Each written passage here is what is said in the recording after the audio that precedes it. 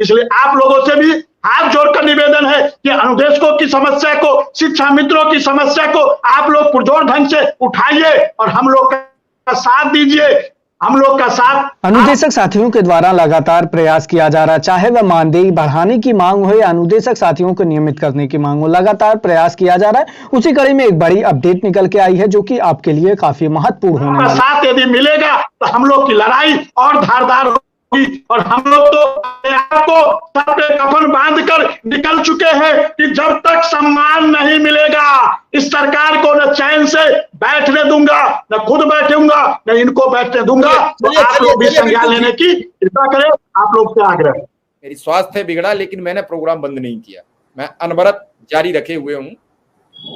आपने इस दौरान कई बार ये भी उतार चढ़ाव देखे कि आखिर विक्रम सिंह के तेवर यही रहते हैं, शिक्षा मित्रों के तेवर यही रहते हैं। सबकी मांग एक ही होती है कि हमें न्याय कैसे मिले, हमें हमारा मानदेय कैसे मिल जाए।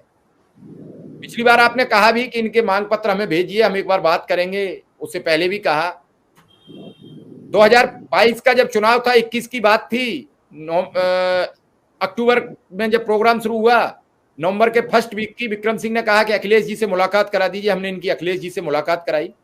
अखिलेश जी ने मंच से कहा कि अनुदेशक को अगर न्याय नहीं मिलेगा, विक्रम सिंह के अनुदेशकों ने जिद की कि अखिलेश जी से कहिए घोषणा पत्र में छपवा दें।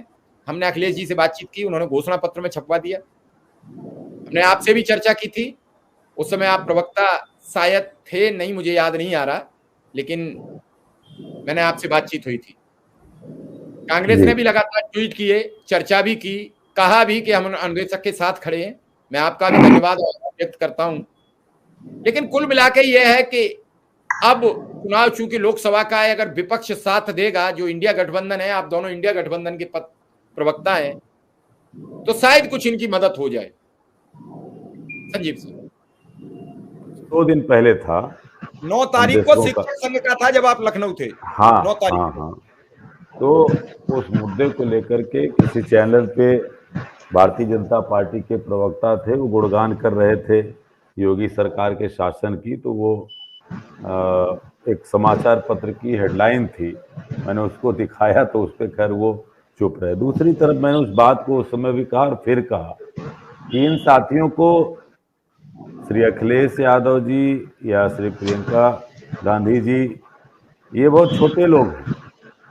इनको देश के प्रधानमंत्री और वाराणसी के सांसद अपने संसदीय क्षेत्र में, शायद विक्रम सिंह जी को, उदय सिंह जी को भी याद होगा कि 2019 में इन लोगों का वोट किस तरह से लिया था। कहा था कि अब आप हमारे पे विश्वास रखिए। 2018 में बनारस में उन्होंने वादा किया था इनसे, इनके प्रतिनिधिमंडल से मुलाकात करके। जी, 19 के लोकसभा के पहले वो सभा में उन्होंने कहा था, लोकसभा चुनाव के पहले चुनावी सभा में मंच से कहा था कि अब आपका फैसला और आपका जो कुछ होना है वो मोदी के ऊपर छोड़ दिया।